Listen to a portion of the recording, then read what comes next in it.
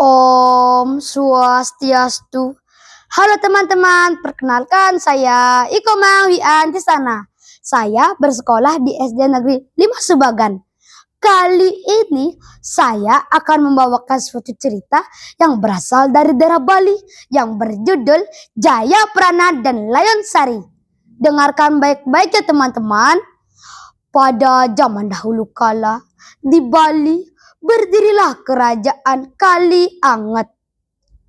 Suatu ketika wabah penyakit menyerang kerajaan tersebut hingga merenggut nyawa hampir seluruh anggota keluarga seorang bocah bernama Inyoman Jayaprana. Dengan sisa keberaniannya, Jayaprana kecil datang bersujud di hadapan Raja Kalianget.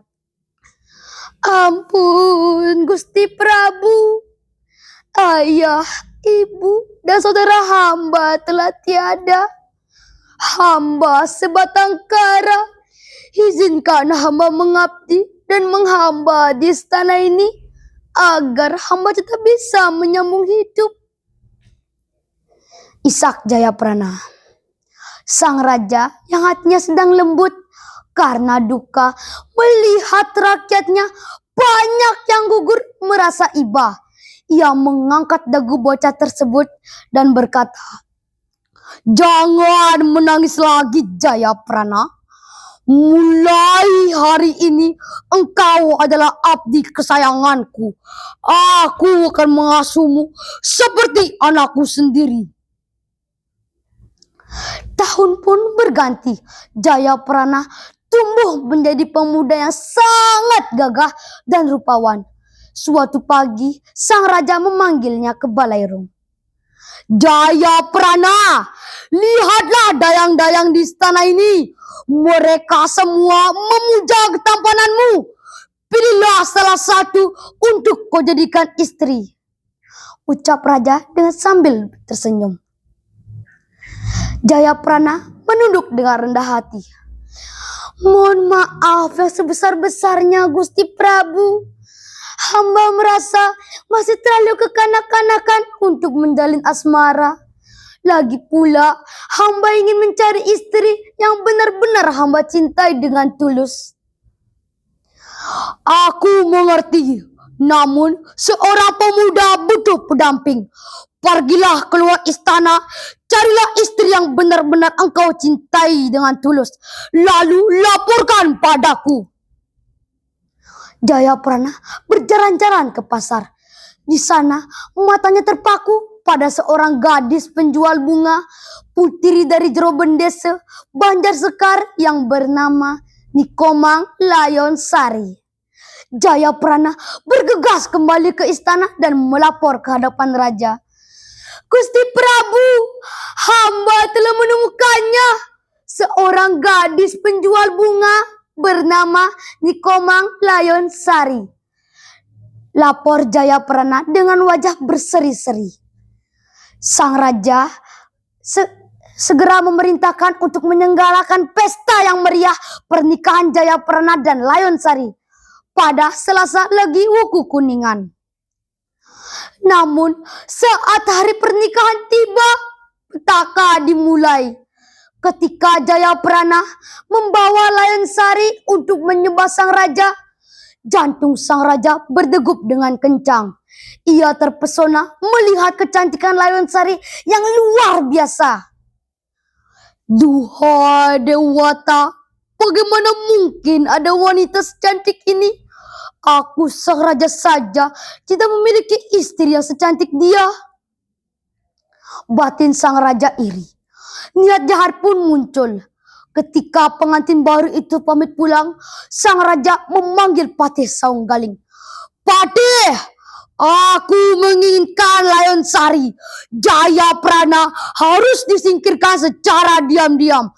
Kirimkan dia ke Tunduk Terima dengan alasan menyelidiki kerusuhan di sana," perintah raja dengan mata gelap. Di rumah, Layon Sari menangis terseduh-seduh mendengar kabar itu. Beli Jayaprana, jangan pergi. Semalam aku bermimpi buruk, Beli. Rumah kita hanyut diterjang banjir besar, Beli. Ini firasat buruk. Jayaprana memeluk istrinya dengan erat. Istriku, janganlah engkau ragu. Hidup dan matiku berada di tangan Sang Widiwasa. Sebagai abdi, kesetiaanku kepada raja adalah segalanya. Aku harus pergi.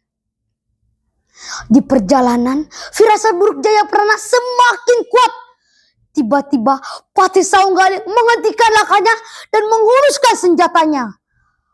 Jayaprana yang sakti berhasil menghindar.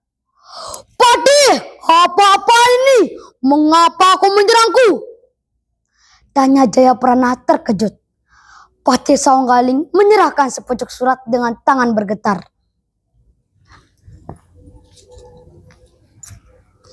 Bacalah ini Jayaprana, ini pesan langsung dari Gusti Prabu. Jayaprana membaca surat itu dan isinya. Jayaprana, kau bersalah karena memiliki istri yang terlalu cantik. Aku menginginkannya, maka kau harus mati. Tidak terasa air mata Jayaprana tumpah. Begitukah setelah pengabdianku sejak dini, beliau mengkhianatiku karena seorang wanita? Jayaprana menoleh ke arah Patih. Patih, jika ini memang kehendak langsung dari raja yang telah membesarkanku, aku tidak akan melawan. Bunuhlah aku, namun senjata biasa tidak akan bisa menembus kulitku. Pakailah keris saktiku ini.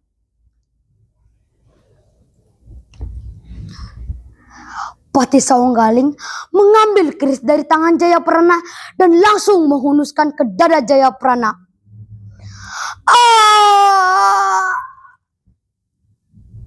Keris itu menusuk dada Jayaprana.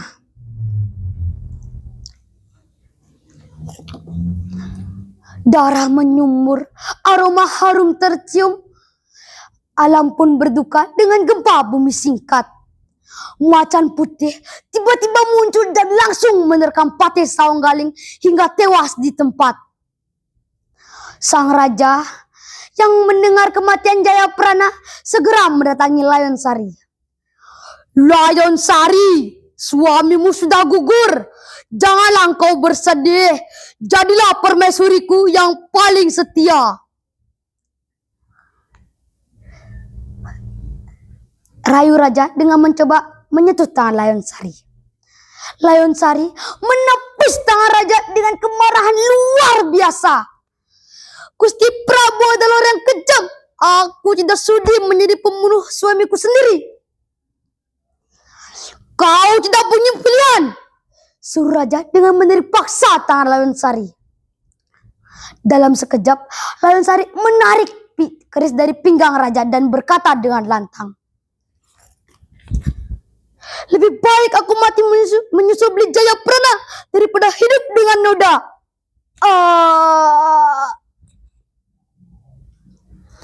Keris itu pun menusuk dada Layon Sari dan tewas di tempat. Aroma harum kembali tercium membuktikan kesetiaan cintanya yang abadi.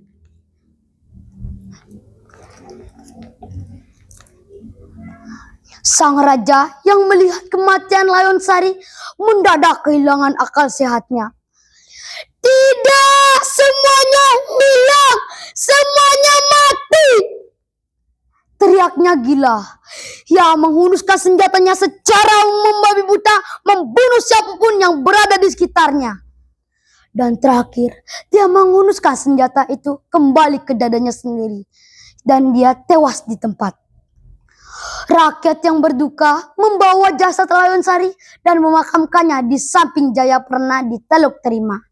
Hingga kini tempat itu menjadi Pura Jayaprana, simbol kesetiaan yang cinta dan abadi di Pulau Dewata. Nah teman-teman, pesan cerita ini adalah kesetiaan dan kejujuran akan mendapatkan karma yang baik, sedangkan keserakahan akan mendapatkan karma yang buruk. Sekian cerita saya ucapkan terima kasih. Om Santi Santi Santi Om.